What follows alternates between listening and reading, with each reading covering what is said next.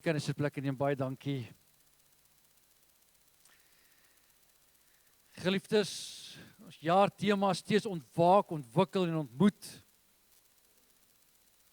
En vanoggend is my preektema meer as wat jy dink. Meer as wat jy dink. 1 Korintiërs 2 vers 7 lees ons.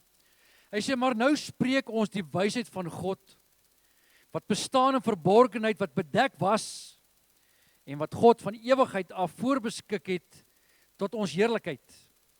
Wat niemand van die heersers van hierdie wêreld geken het nie, want as hulle dit geken het, sou hulle die Here van heerlikheid nie gekruisig het nie. Kom ons stop net vir 'n oomblik daar. Ons het vanoggend besef, dat die woord van die Here sê, dat as die owerhede en magte en kragte van hierdie wêreld, die duisternis van hierdie wêreld geweet het, wat Jesus vir ons aan die kruis bereik het, betaal het, en vir ons voorberei het, sou hulle nooit Jesus gekruisig het nie. Die vyand sou dit nooit tot daai punt gedryf het, as hy besef het, dat eintlik die begin van sy einde is nie.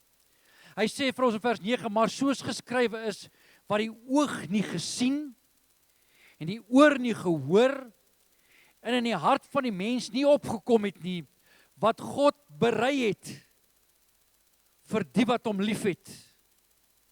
Maar God het dit aan ons deur sy Gees geopenbaar, want die Gees ondersoek alle dinge, ook die dieptes van God. Die Bybel sê vir ons, dat dit wat 'n mens nie aan kan dink nie, en dit wat by 'n mens se gedagtes nog nie opgekom het nie, wat 'n mens se ore nog nie gehoor het nie, dit is wat Jesus Christus vir ons voorberei het aan die kruis. Dit is wat Jesus vir ons bewerkstellig het aan die kruis, vir my en vir jou. En daarom het ek my tema genoem vanoggend, meer as wat jy dink. Wat Jesus Christus het vir ons vanoggend 5 dinge voorberei, wat meer is as wat ons ooit kan dink, bid of vra. Dis iets wat ons eenvoudig in geloof moet ontvang en aanvaar en die Here daarvoor dank, want is die Here alleen wat dit vir ons kan en wil en reeds voorberei het, wat ons in besit vanoggend moet neem. In die eerste plek, die Here berei vir ons 'n plek. Vir elkeen van ons, sê die Here in Johannes 14 vers 1, hy sê, laat julle harte nie ontstel word, nie glo in God, glo ook in my. In die huis van my Vader is daar baie wonings. As dit nie so was, hy sou vir julle gesê het, maar ek gaan om vir julle 'n plek te berei. Ek praat vanoggend oor dit wat Jesus vir ons voorberei. Dit wat vir ons wag om in besit geneem te word, ek en jy en elke van ons. Dit wat die Here vir ons berei. Hy berei vir ons 'n plek. Hy sê, ek gaan om vir julle 'n plek te berei. En as ek gegaan het en 'n plek berei het, kom ek weer en sal julle na my toe neem, sodat julle ook kan weet waar ek is. En waar ek heen gaan, weet julle, en die weg ken julle. Nou geliefdes, ons moet vanoggend verstaan die beeldspraak wat Jesus hier gebruik. Want ons sien in Matteus hoofstuk 25 vers 1 die volgende, wat hy sê, die koninkryk van die hemele is soos 10 maagde, wat die lampe geneem het en uitgegaan het, om die bruidegom tegemoet. Nou, ons weet, ons is die bruid, Jesus is die bruidegom. En dan sê die Bybel vir ons in die laaste versie van daai gedeelte, waak dan, omdat julle die dag en uur nie weet waarop die seun van die mens kom nie. Nou kom ek verduidelik dit gou vir u, die kultuur van die tyd. Jesus sê, by my Vader is daar baie wonings. Nou wat gebeur het, is dat wanneer 'n jong man 'n vrou gevat het in daardie tyd, het hy, maak nie saak waar hy al gekry het, het hy teruggegaan na sy ouerhuis toe, en het hy aan sy vader se huis nog 'n woning aangebou. Hulle noem dit in die oorspronklike vertaling 'n insula. Dit wat die behuisingsskema genoem is, 'n meentuiskompleks in ons moderne taal vandag.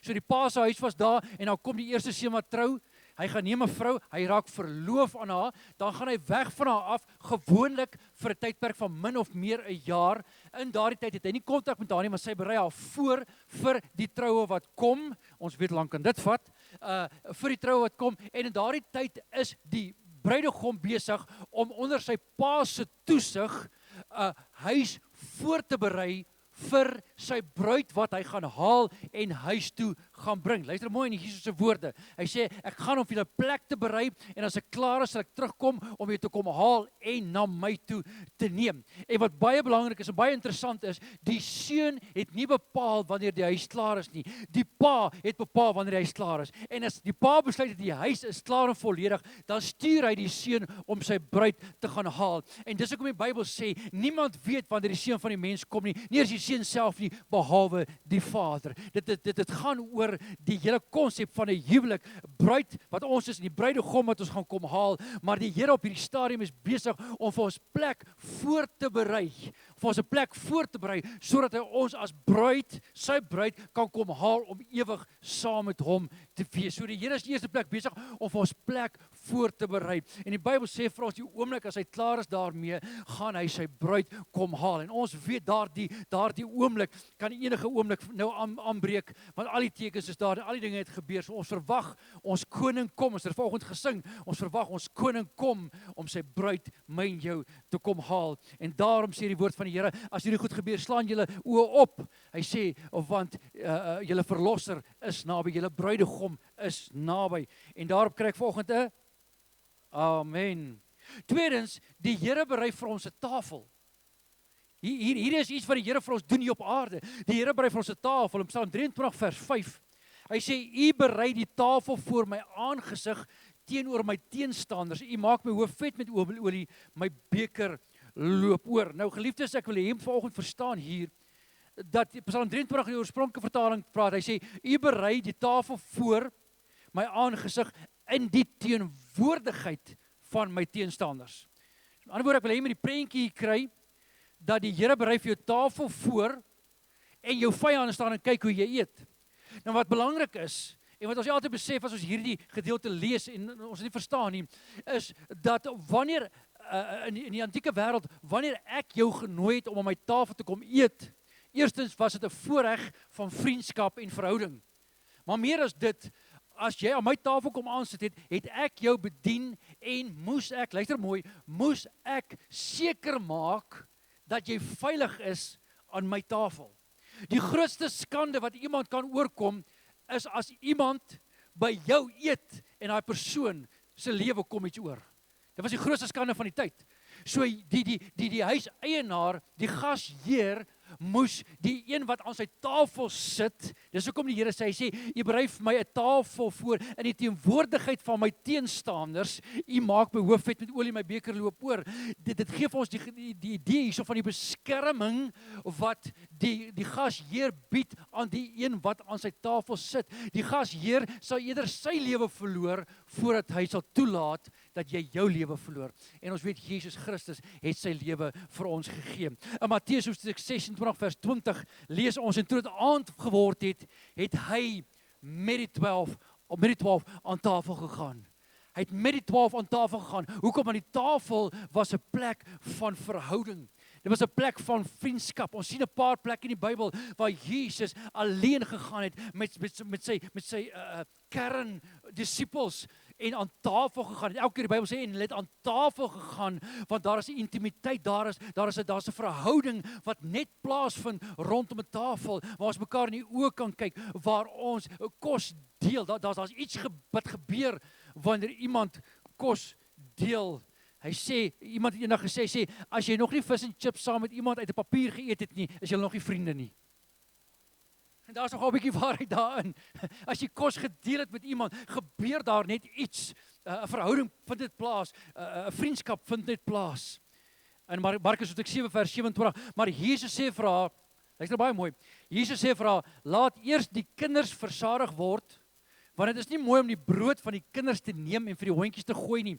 En sy antwoord hom sê, ja Here, maar die hondjies eet darm onder die tafel van die kinders se krummels. Ek wil hê jy moet hier besef vanoggend, dat as die Bybel sê, die Here berei vir ons 'n tafel voor, beteken dit dat die Here ons as kinders nooi om saam met hom aan tafel te gaan. Nie as vreemdelinge nie as vriende net nie, maar as kinders. Hierdie is 'n bewys van kinderskap. As Jesus sê die brood wat aan die tafel bedien word is vir die kinders. Dis nie vir die hondjies nie. Met ander woorde, dis nie vir die ongelowiges, dis vir die kinders van God. Dan sê die Here, kom sit aan my tafel soos kinders.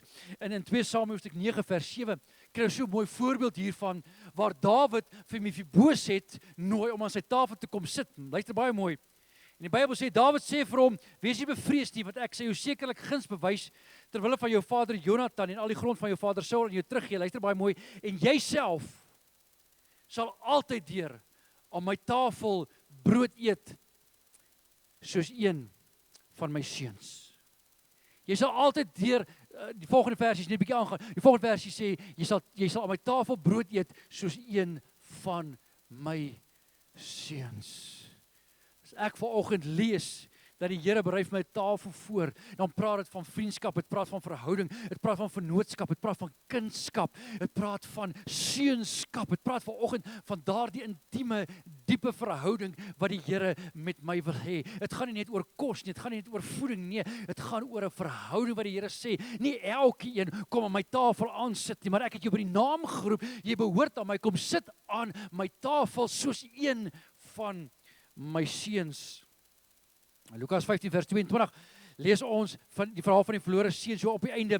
Maar die vader sê vir die diensknegte, bring die beste kleed en trek dit vir hom aan en gee 'n ring in sy hand en skoene aan sy voete en bring die vetgemaakte kalf en slag dit. Laat ons eet en vrolik wees. Hoekom? Want hierdie seun van my was dood. Hierdie seun van my was dood, net weer lewendig geword en hy was verlore en hy is gevind en dit begin vrolik word. Geliefdes, ek wil hê jy moet sien die manier wat hierdie pa gesê het, hierdie is my seun, was deur 'n tafel vir hom te berei. Hy het 'n tafel voorberei.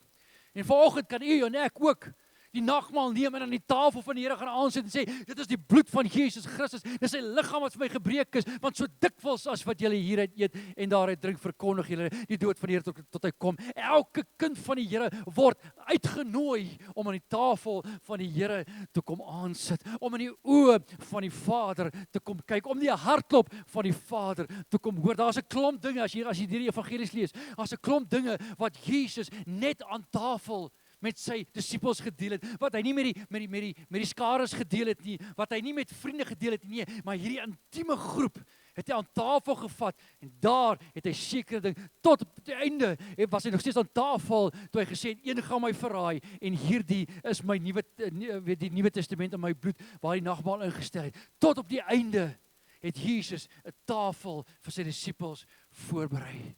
En ek wil hê vanoggend weet daardie tafel het vanoggend 'n naambordjie op. Ek weet nie of jy al was ooit miskien met 'n troue. En daar's almal sulke naambordjies op die borde waar jy moet sit. Jou naam is vanoggend op 'n bordjie geskryf.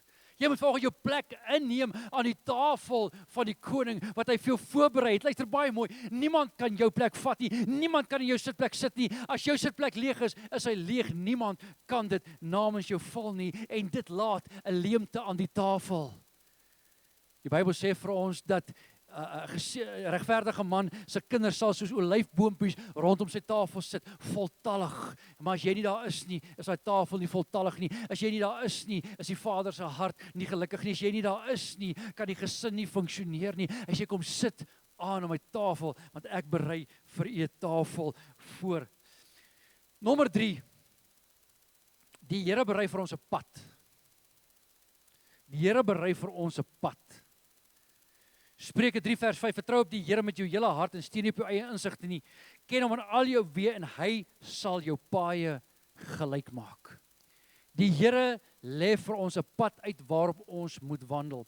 Luister wat sê in die Engelse Bybel, hy sê, in all thy ways acknowledge him and he shall direct your paths. He shall direct your paths. Die weg waarop jy moet wandel, sal die Here vir jou wys waarom in te wandel. Maar luister mooi, jy moet aan die tafel sit om die stem van die Here te kan hoor, sodat hy vir jou 'n weg, sodat hy vir jou pad kan wys, sodat hy vir jou weg kan aanwys. Die Bybel sê vir ons in Spreuke 14 vers 12, hy sê, daar is 'n weg wat vir die mens reg lyk, maar die einde daarvan is die weë van die dood. Nou gaan nie vanoggend jou hand opsteek hier, maar ek weet vanoggend en u weet dat ons baie keer ons eie pad volg. en nie na die stem van die Here luister nie.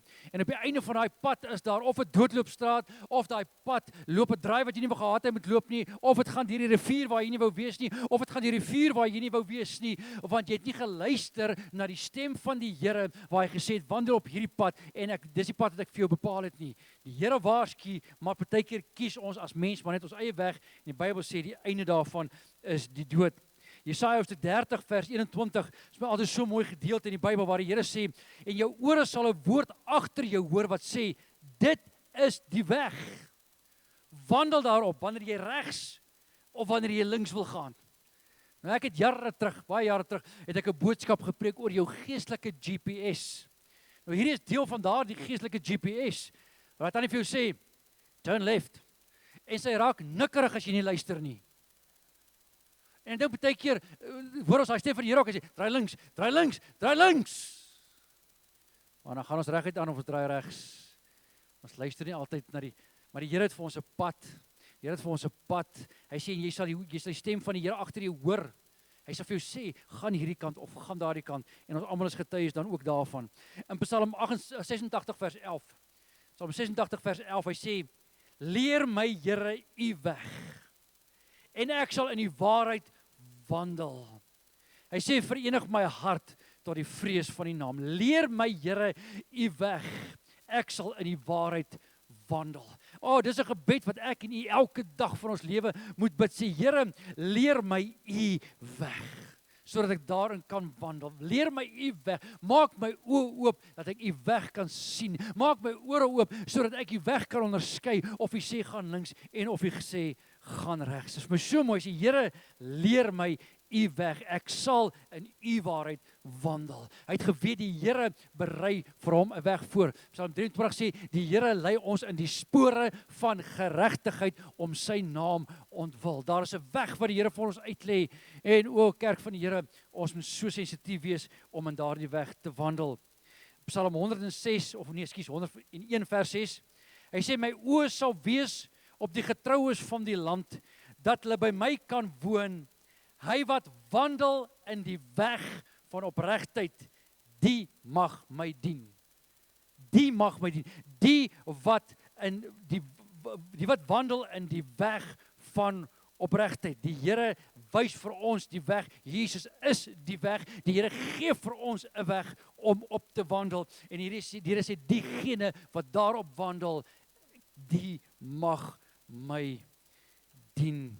Psalm 119 vers 32, hy sê, ek sal op die weg van die gebooie wandel, want u verry my hart. Ek sal op die weg van die gebooie wandel. Die woord van die Here gee vir ons die weg aan. Die woord van die Here gee vir ons rigting aan. Die woord van die Here gee vir ons stappe om te volg, sodat ons voet nie teen 'n klip sal stamp nie, sodat ons nie sal tuimel soos diegene, of sal struikel soos diegene wat in die nag wandel nie, maar ons wandel in die lig. Die woord van die Here is vir ons 'n rigtingwyser, want sy woord is 'n lamp vir ons voet en 'n lig vir ons pad. Dit wys ons die weg aan. Nie een van ons kan vanoggend sê, ek weet nie wat die weg van die Here is nie, want die woord van die Here is die weg van die Here. Kan ek aangaan vanoggend? Nommer 4. Die Here berei vir ons goeie werke. Ons is besig om te praat oor dit wat die Here vir my en jou voorberei om in te lewe. Die Here berei vir ons goeie werke. Efesiërs 2 vers 10. Want ons is sy maaksel, geskape in Christus Jesus tot goeie werke wat God voorberei het, sodat ons daarin kan wandel. Kan ek dit weer lees? Ons is sy maaksel, geskape in Christus Jesus om wat te doen? Tot goeie werke. Hoekom? Want God het dit voorberei sodat ons daarin kan wandel. Dink vir 'n oomblik daaraan.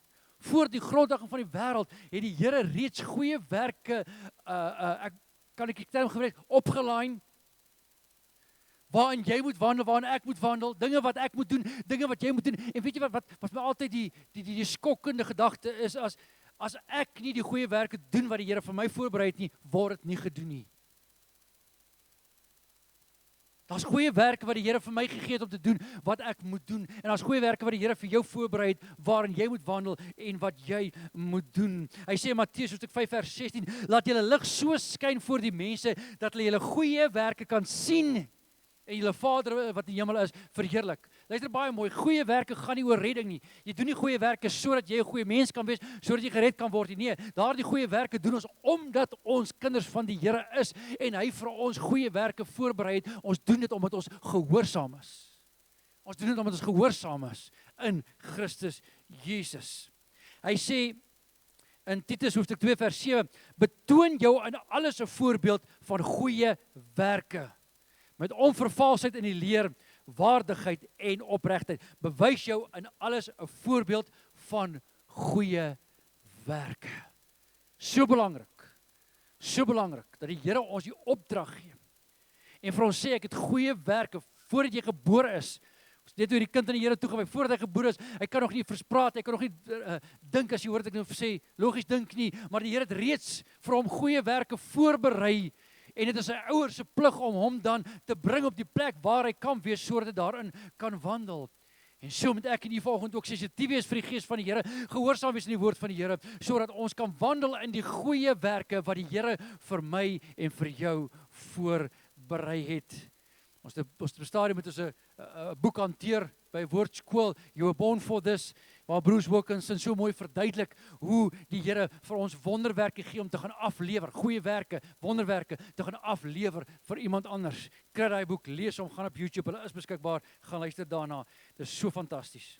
1 Petrus 2 vers 12. Hy sê, en hou julle lewenswandel onder die heidene skoon, sodat as hulle van julle kwaad spreek soos van kwaaddoeners, hulle op grond van die goeie werke wat hulle aanskou, God kan verheerlik in die dag van besoeking. Jou goeie werke bring eer aan die Here. Jou goeie werke gaan getuig. Luister baie mooi. Jou goeie werke gaan getuig vir jou wanneer jy voor die troon van God staan. En ek wil hê volgens ons moet dit weet, ons moet verstaan hoe belangrik. Ek sê weer eens, dit het niks te doen met redding nie, maar hoe belangrik goeie werke vir 'n kind van die Here is, want die Here het dit vir ons voorberei om daarin te wandel. Nommer 5, die Here berei vir ons 'n loon. 'n Loon. Hierdie gaan nie oor verdienste nie. 'n Loon in die konteks is nie verdienste nie. Met ander woorde, dis nie soos 'n salaris wat jy verdien nie. Dis 'n beloning wat jy ontvang. In 2 Timoteus 4 vers 8, hy sê verder, is vir my weggelê die kroon van die geregtigheid wat die Here, die regverdige regter, my in die dag sal gee, en nie aan my alleen nie, maar ook aan almal wat sy verskyning liefgehad het. Paulus skryf hier aan die gemeente en hy sê dat die Here het vir hom 'n kroon weggelê. Ons gaan krone ontvang. Dis deel van ons loon as kinders van die Here. As ons gehoorsaam is en doen wat die Here sê, is daar krone wat vir ons wag. Daar is nasies wat die Bybel sê waaroor ons gaan heers. Daar is volkere wat onder ons aangestel sal word as ons die Here volg, na sy stem luister ensovoorts. Maar ek wil hê jy moet vanoggend weet dat dit wat jy doen in hierdie lewe word in hierdie lewe, maar ook in 'n ewige lewe deur die Here beloon. Die Here beloon sy kinders. Die Bybel sê vir ons Jesaja 40 vers 10, kyk, die Here sal kom as 'n sterke en sy arm sal heers. Kyk, sy loon is by hom en sy beloning is voor sy aangesig. Die Here kom om sy bruid te kom haal waarvan ons net nou gepraat het. Hy het vir ons 'n plek voorberei. Hy kom om ons te kom haal en hy kom met sy beloning saam. Wat dit is, weet ek nie. Die vorm daarvan gee ek nie om nie. Al wat ek weet is ek wil die Here behaag, want hy berei vir my 'n loon voor. Luister mooi, hy berei vir my 'n loon voor wat ek nie wil hê moet verlore gaan nie. Daar's 'n loon. Ek dink iewers is daar 'n teikenlot in die hemel. Kom en droom net saam met my. 'n Stoor iewers waar alle onopgeëiste loon geberg word. Want ons ontvang nie die loon wat die Here vir ons wil gee nie, want ons weet nie daar is 'n loon om te ontvang nie, ons weet nie hoe om dit in ons lewens te aktiveer nie. 1 Korintiërs 3 vers 8. Hy sê maar hy wat plant en hy wat nat maak is een, maar elkeen sal sy eie loon volgens sy eie arbeid ontvang. Hoekom? Want die Here sê die arbeider is sy loon werd. En weet jy wat wonderlik is? Die Bybel sê vir ons, hy wat deel kry aan die rekening van 'n profeet, kry 'n profeet se loon. Hy wat vir iemand 'n weterkoue water gee, sê die Here, sal nie sy loon mis nie. Ek wil hom vanoggend besef dat wanneer jy deel is van 'n gemeente, wanneer jy deel is van 'n liggaam en jy dra by tot daardie liggaam, is die loon wat op daardie liggaam rus, die werke wat deur daardie liggaam verrig word, is ook jou loon. Jy kry deel aan daardie loon. En dis hoekom dit so belangrik is dat ons sal deel wees van 'n gemeente, van 'n liggaam, van die familie van Christus. Daarom is dit so belangrik dat ons deel finansiëel sal bydra, want daar is vir ons loon opgesluit daarin om deel te wees van hierdie familie. Ek maak klaar. Openbaring 22. Openbaring 22 vers 12. En kyk, ek kom gou, sê die Here, en my loon is by my om elkeen te vergeld soos sy werk sal wees. O kerk van die Here, elkeen van ons wat vanoggend hier sit, wat aan Jesus Christus behoort, dra sy naam en dra sy opdrag. Elkeen van ons is in Christus Jesus gekies met sekere talente en gawes wat die Here aan elkeen van ons toevertrou het, tot goeie werke, sodat ons daarin kan wandel, sodat die Here daardie verheerlik kan word, sodat die wêreld 'n beter plek kan word, en sodat ons 'n ewige loon kan ontvang. Wat doen ons vanoggend met dit wat die Here vir my en vir jou voorberei? Amen. Vader, o Here, hierdie is vanoggend 'n konsep wat dalk vir ons vreemd is, wat ons dalk nie ken nie en wat ons dalk nie besef het nie. Maar Here, ek bid vanoggend dat U ons oë van ons harte en ons verstand sal verlig, sodat ons hierdie waarheid sal raak sien. O Here, kom vanoggend en verlig ons harte, dat ons vanoggend sal sien wat U vir ons voorberei het, sodat ons daarin kan wandel. Ons eer U vanoggend vir hierdie voorreg in Jesus naam. Amen en amen.